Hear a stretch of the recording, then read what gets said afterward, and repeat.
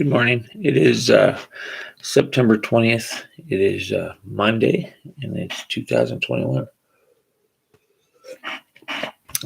Today, I just wanted to speak on reconciliation. It just happens to be, I haven't really talked about it because I was asked not to by my wife, but God is doing a miracle. We had a restraining order, so I wasn't really able to communicate with her. And the whole scenario that brought that about is just an absolute faith building miracle. I mean, it's just insane how God is working in the background, restoring something that I had tried to destroy. But yesterday, what really this was all about is just yesterday I got to have my first sit down meeting with my wife. And my grandma had to be there because the restraining order got adjusted to where basically we had to have my grandma as a third party. So she's like the counselor. But in reality, my grandma is also somebody that I would, just to be upfront and honest, I would, in the process of the last 3-4 years, when I would go into these moments of feeling like the world was crashing down, everything was falling apart, and I had to take control. And my desire, my reaction when everything is going chaotic is to take control and to lash out at people. And I lashed out at my grandma and my wife more than anybody. The things that I said, the ultimatums, the threats of if you don't want to. If you don't want to support me, if you don't want to do this, and it wasn't about anything other than just me trying to control people through threats of me being removed or me no longer supporting them or removing myself from them and trying to get them to react in a way to where, because I just felt betrayed sometimes by them because they wouldn't listen or do what I thought was needed to be done or whatever. Or they wouldn't understand or just endless stuff. I can go on about it, but in reality, it was just distorted thoughts of me trying to control my surroundings and having absolutely being out of control and just being overwhelmed by it. As I look back, it's just crazy. The difference in where I'm at right now to where the scenarios and situations are still happening. The things still happen that happened before, but my reaction to them are completely different. But anyways, so yesterday, I was basically told or asked the question. I had some comments come at me about being narcissistic, and that I had this inflated view of myself, and that and I've looked into narcissism, and there's only a few, there's probably like 20 or 30 description things of it. And I really honestly felt that there's only like maybe 3 or 4 that really fit. But obviously those, in the amount of extreme that I had them, made people think that. There's just, the thing is that there's, my intentions and my heart are what make me not believe in the narcissistic description that people throw at me. Because in reality, my intentions were never the intentions of what a narcissistic person is described as. But anyways, so in this conversation, I had both my grandma, my wife, and my daughter telling me some stuff about and questioning me about things, because I say that I've changed, and I say this, and they haven't been watching these videos. They haven't been in my life for the last 4 months. And so they haven't seen the change. They're just hearing the words come out of my mouth. And so I got a full frontal assault, basically telling me some stuff, and it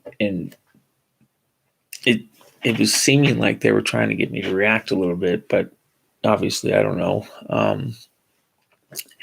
And the questions were really hard, uh, whether or not I got psychiatric help for being a narcissist, whether or not I thought I was superior to black people, some crazy questions, and it really hurt to know that they would even think these things or have to question these things about me. That's the worst part is that, I never felt like my heart was that corrupt. I just felt like I was desiring control and out of control. That my world was chaotic and I was trying to control my world. And it wasn't that my heart, my intentions were ever corrupt like that, because I was always trying so hard to be good, to be a godly guy, to be this everything to everybody, and trying to be that guy. And my intentions were always to be the guy, and not to be the guy because I wanted to be the guy. It was because I felt the responsibility of being the guy, and I thought I had to be the guy. And you know, people thought I was controlling them to try and make them do what I wanted them, but really I always thought I was trying to help or influence or encourage. It was just crazy. Anyways, going through this process last night, um, it was really hard to deal with at first. And I reacted and I responded correctly, I believe. I totally responded correctly compared to what I would normally do. And the change that is being made in me is not a worldly change. It's a godly change, and the answer I had, because I was like, I don't need a psychologist. Surrendering to God is, this relationship with God is producing the fruit of the Spirit in me, which was changing those issues that I was having from then till now. And so it's just I'm still trying to figure this out. I'm just like, I'm seeking God and I'm trying to stay surrendered to Him. And, He doesn't just give me this full revelation and understanding of everything. It's like I'm going through this process. And now I'm going through the next process of restoration in relationships that are the most close to me, the closest relationships I had that I destroyed. It was easy coming to step 7. It was easy coming to a new, to new people, and starting this process and being in like an incubator of Jesus Christ, and everything is all new people around me, all new people that are seeking God, and now I'm venturing into old relationships that have old feelings and hurts and damage, and trying to not go back and just talk about what the last 4.5, 5 months had been, but to be able to have the opportunity to live this life that I now live, and affect those relationships. And it's not even about my effect on them. It's to represent Jesus and to represent His change in me, and to give Him the glory, and to just live this change day by day as I enter into this relationships, and not take on too much, and not think that I got to do anything. I mean, the only reason why I even have the ability to have these relationships reconciled is not because I did anything. They came back into my life because of Him. Like I don't have the ability to even take credit. They don't know nothing about any of this, really. They don't know. They don't watch these videos. They don't know nothing. Like God was working on their heart, my wife's heart, in the background with nobody knowing. Only God did that. And so to me, like, why would I take the control back? when I know that he's doing it, he's working on it, he's handling business that I don't need to handle. I just got to trust him and surrender and just watch what he's doing and be faithful and obedient to what I was doing before and continue in that and just take step by step as he gives it to me to re-enter into these relationships and watch him restore, heal, whatever he's going to do. And it's not going to be easy to face these things. But I mean, it wasn't easy to go on my death to self videos either. And every morning having to face the fact of sharing stuff that I was ashamed of and hurt and things that are just ugly things inside, things that I'm not okay with. And just sharing that stuff. And now I'm like facing the same feelings or same obstacle. But now I have God in my corner. And so it's an amazing thing. I'm excited. I have joy through these testings because I'm like, man, it doesn't seem very good. It seems very bad, Ed, and it was just like crazy. But there's this hope because I know that it was just a situation, and that was yesterday, and today's a new day. And every day, one day could be bad, but the next is a new day.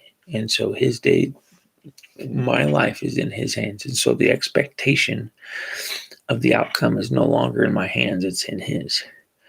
I don't have to fulfill the expectation outside of being obedient and just seeking him and surrendering. If I can just stick to those, as simple as they are now that I've gotten there,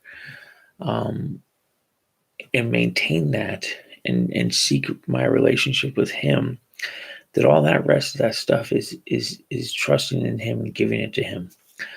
I'm excited. I trust God, and I have faith in God because of what he's doing, and he continues to build my faith because he continues to show himself that he is trustworthy.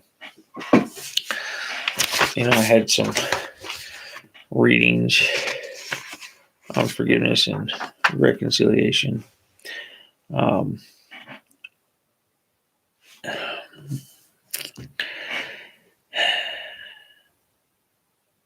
This one's not very good. So, God is the ultimate reconciler. Forgiveness is one thing. Forgiveness doesn't always mean that the relationship is restored. Reconciliation takes forgiveness and is basically restoring a relationship that was once a relationship and that was broken. He restores us to God. Jesus Christ reconciles us to the Father through his sacrifice, which means that there was once a relationship and then we're fallen, and then, he reconciles that. And so in my relationship, this one on the earthly relationship, the marriage relationship, friends, family, there was once a close relationship, and it's been destroyed by actions. Not everything's my fault, but I take the brunt of it. Because in reality, we all have issues and we all go through this, but God is going to heal. I'm good for today.